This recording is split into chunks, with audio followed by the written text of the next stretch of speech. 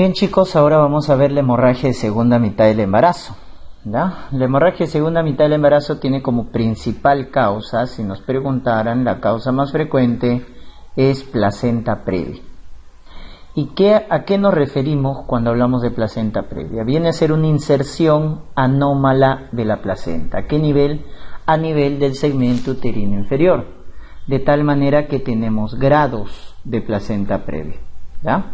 El grado 1 es cuando se ubica a 2 centímetros del OSI, la placenta, como estamos viendo ahí, a 2 centímetros del orificio cervical interno.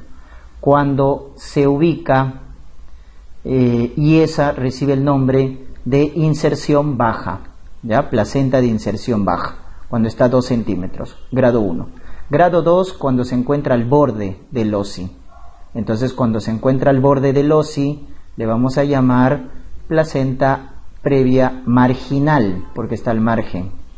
Y grado 3 es cuando cubre ya el orificio cervical interno.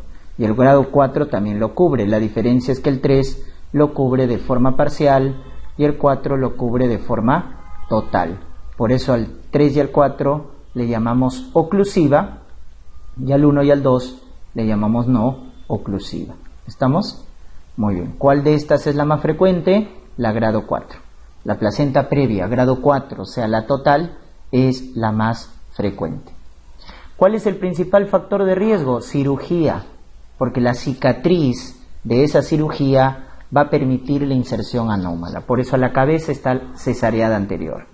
También legrado, también multiparañosa, tabaco, embarazo múltiple, vivir en zonas de altura, ¿correcto? Es factor de riesgo para placenta previa.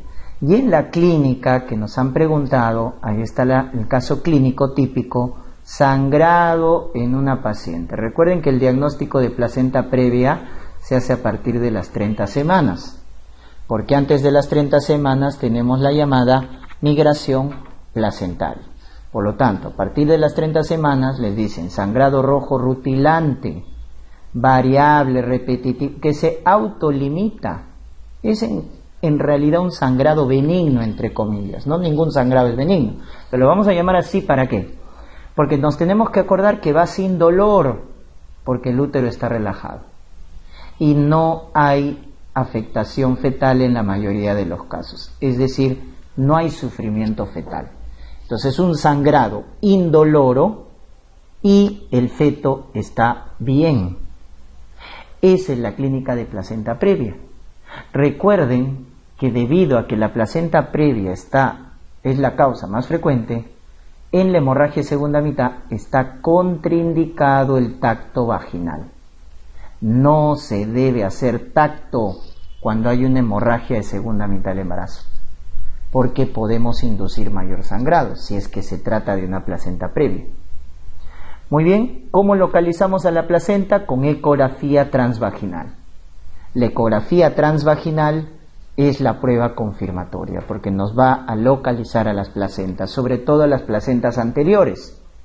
Pero si la placenta es posterior, ahí podemos utilizar, o cuando estamos pensando que se está asociando a acretismo y queremos ver el grado de invasión, pedimos resonancia. ¿Para qué sirve la resonancia cuando la ecografía no nos puede localizar bien la placenta? Y eso puede pasar cuando la placenta tiene posición posterior. Muy bien, complicaciones, ¿correcto? En la mamá puede haber shock, lo cual es raro. Se asocia con acretismo placentario. Se asocia, ¿estamos? Entonces, cuando tú tienes una gestante con placenta previa y esta placenta previa va asociado con antecedente de cirugía uterina, que puede ser cesárea, legrados, miomectomía, etc. Doctores, cuando tú tengas este contexto, gestante con placenta previa que tiene antecedente quirúrgico, debes buscar acretismo placentario. Esa es la conclusión. Debes buscar acretismo placentario. ¿Estamos? Muy bien. También produce ruptura de membranas. Con eso se complica. Se asocia con acretismo y provoca o produce ruptura de membranas cuando sangra. Complicaciones perinatales la prematuridad, ¿ya? La prematuridad, o el RCU, ¿ya? Prematuridad o RCU. Muy bien, por lo tanto, ¿ya? Por lo tanto, el tratamiento de la placenta previa es que si en caso está sangrando, hay que hospitalizarla, estabilizarla, porque generalmente el sangrado se autolimita. En caso de que esté a término, entonces, si está a término y es oclusiva, cesárea. Cesárea. Si es no oclusiva, pero está estable, podemos darle chance vaginal. Si está inestable, no. Si está inestable, cesárea. Si está sangrando, ¿no? Sangrado profuso, hay que hacerle cesárea. Pero si está estable, chance vaginal en las no oclusivas. ¿Quiénes eran las no oclusivas? La de inserción baja y la de marginal. Segundo diagnóstico, doctores, vasa previa. ¿A qué se refiere la vasa previa? Cuando los vasos fetales están cerca al orificio cervical interno. O sea, acá hablamos de una inserción anómala de los vasos fetales. Por eso, ¿quién es el factor de riesgo? Inserción velamentosa del cordón umbilical. Ese es el factor de riesgo. Inserción velamentosa del cordón umbilical. Placenta con lóbulo accesorio. ¿Cómo se llama la placenta con lóbulo accesorio? Subcentureata. La placenta previa y el embarazo múltiple, ¿correcto? Son factores de riesgo. Esta es una hemorragia fetal, doctores. La placenta previa es un sangrado materno, porque sangra la parte materna, que es la decidua de la placenta. Pero la vasa previa es sangrado fetal, ojo. ¿Y cuándo vas a hacer diagnóstico de vasa previa en la clínica? Cuando tienes una gestante que está en trabajo de parto y en pleno trabajo de parto le rompemos las membranas. Hacemos amniotomía, amniorexis para favorecer el parto, pero posterior a la ruptura de membranas, ¿qué aparece? Hemorragia y sufrimiento fetal agudo. Cuando te den ese caso clínico de gestante en trabajo de parto a la cual se le rompe membranas y posterior al sangrado aparece hemorragia y bradicardia fetal, DIP2, que son las de la desaceleración tardía que indicaba hipoxia, debemos descartar rotura de vasa previa.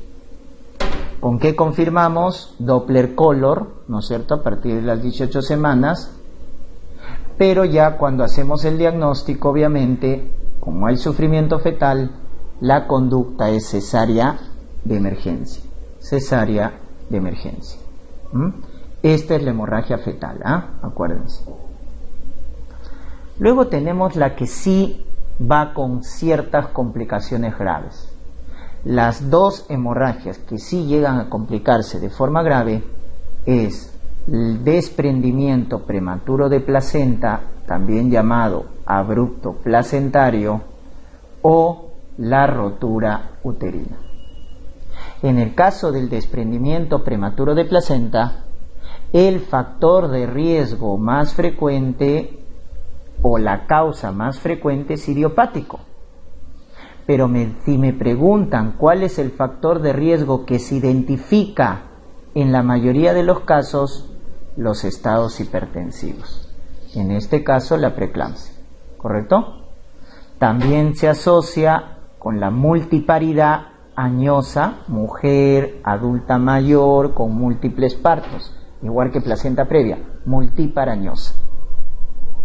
Gestación múltiple, RPM, trombofilia hereditaria, la mutación del factor 5 de Leiden, que es el factor genético más frecuente de las trombofilias hereditarias, el polidramnios, el trauma obstétrico, cuando te pongan el caso clínico de gestante que sufre caída y tiene hemorragia, ¿qué debes descartar? Desprendimiento prematuro de placenta, al igual que cocaína y tabaco, ¿correcto? Cocaína y tabaco.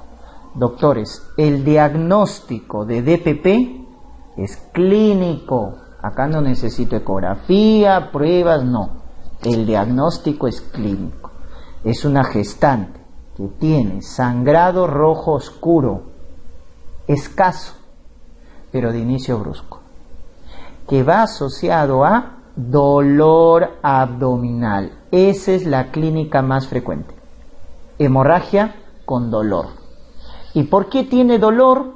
Por la contracción que está aumentada. Es una contracción persistente debido a la presencia de hipertonía uterina, conocida con el nombre también de útero leñoso o el famoso útero de Courvoisier. Útero leñoso o útero de Courvoisier o hipertonía uterina. Ese es el dato específico de DPP, doctores. Si nos dicen hipertonía uterina, útero leñoso, útero de Courvoisier, ese es desprendimiento prematuro de placenta, ¿ya? Pero la clínica más frecuente es sangrado con dolor. Luego ya se produce sufrimiento fetal. Por eso la triada es hemorragia con dolor con sufrimiento fetal. Porque aparece DIP2, aparece hipoxia fetal. En un 20% puede dar hemorragia oculta. Muy bien. Hay grados de desprendimiento prematuro de placenta, ¿ya? Se llama grados de Sher, doctores. Grados de Sher. Grado 1, cuando se desprende menos del 30% la placenta. Grado 2, cuando se desprende del 30 al 50%. Y grado 3, cuando se desprende más del 50%. ¿Ya? En el grado 1, ¿qué hay? Hemorragia más dolor. En el grado 2, se suma sufrimiento fetal agudo. Y en el grado 3, doctores, aparece la complicación más grave para el feto, que es óbito. Y para la mamá, coagulación intravascular diseminada. En el grado 3 aparecen las complicaciones más graves, ¿ya? En el grado 3. Esa es la clasificación o grados de DPP. Cuando te pregunten cuál es la causa más frecuente de SIT en el embarazo, es el desprendimiento prematuro de placenta. DPP es la causa más frecuente de SIT en la gestante, que lo vamos a confirmar porque se altera todo el perfil de coagulación. Se altera el tiempo de sangría, el tiempo de protrombina, el tiempo de tromboplastina activada, se consumen las plaquetas, pero el criterio cardinal, acuérdate, es disminución de fibrinógeno. Recuerden que en la gestante, fisiológicamente hemos visto en la primera clase, en cambios, que hay un estado protrombótico. ¿Y quién aumenta? El fibrinógeno. Entonces, cuando hay SIT, se consume el fibrinógeno. Entonces aparece una hipofibrinogenia. Eso confirma el SIT, ¿ya? Muy bien. Entonces la complicación más grave en la mamá, SIT. En el feto, óbito, ¿no? Hace shock, atonía uterina en el posparto, síndrome de Sheehan, que es una necrosis de la hipófisis, producto de la hemorragia, falla renal, en el feto prematuridad, RCU, etc. ¿Ya?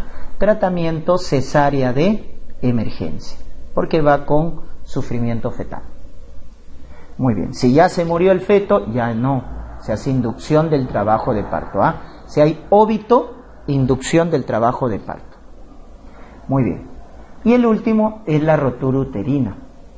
Doctores, la causa más frecuente de rotura uterina es la rotura de la cicatriz de una cesárea.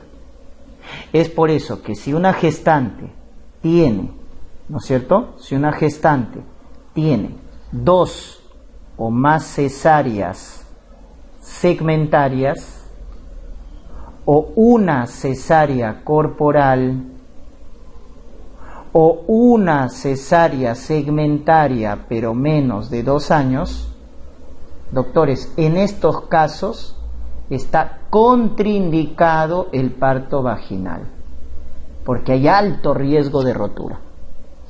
¿Qué debemos hacer? Cesárea nuevamente, porque si la sometemos a parto vaginal, hay alto riesgo de rotura uterina. Entonces, recuerden, 2 o más cesáreas segmentarias, que es la más frecuente que se hace.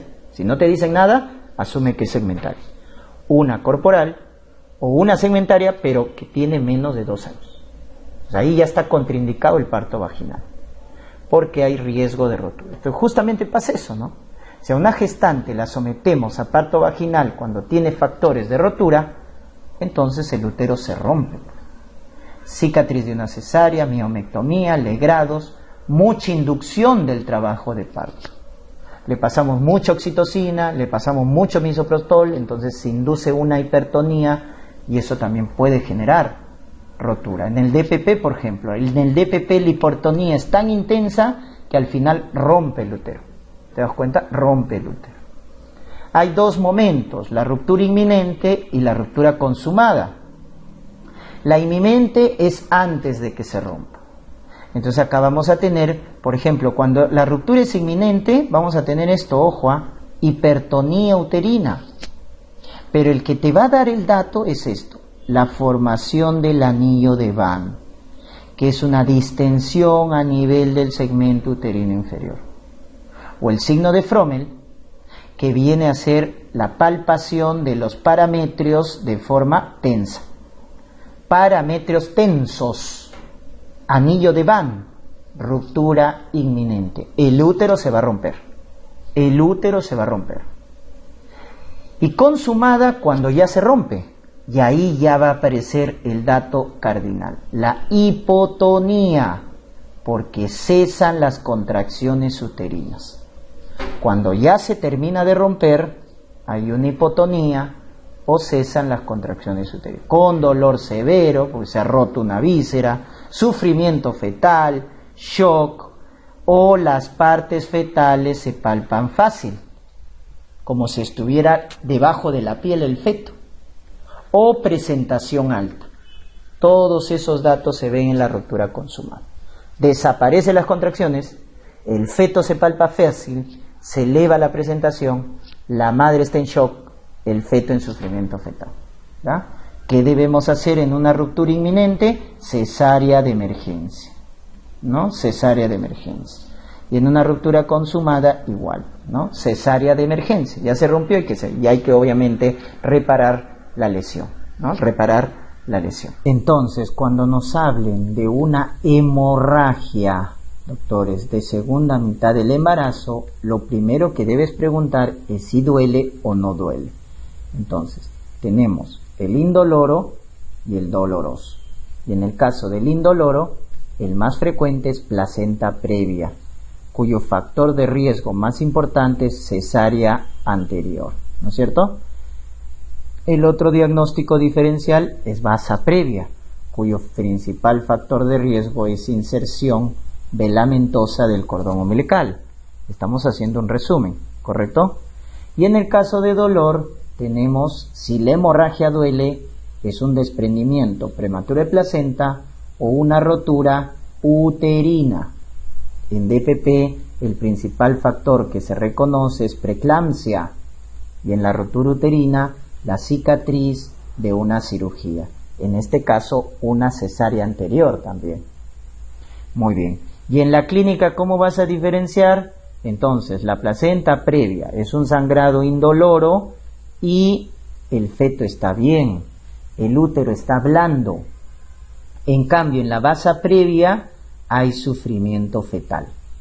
Esa es la diferencia entre placenta previa y vasa previa, ¿correcto? Ambos son indoloros, pero en la placenta previa el feto está bien, en vasa previa, posterior a la ruptura de membranas, aparece el sangrado con sufrimiento fetal. ¿Se dan cuenta? Esa es la diferencia. Y en el caso de DPP, la diferencia ya con una rotura es que en el DPP hay una hipertonía uterina. En el caso de la rotura uterina tenemos un útero hipotónico. Cuando ya se rompió, ¿verdad? En la ruptura consumada ya hay hipotonía uterina. En cambio, en el DPP, el dato específico es que el útero está bien contraído, muy doloroso, se llama útero de Curbolier, o útero leñoso, o tetania uterina también le llaman, ¿ya?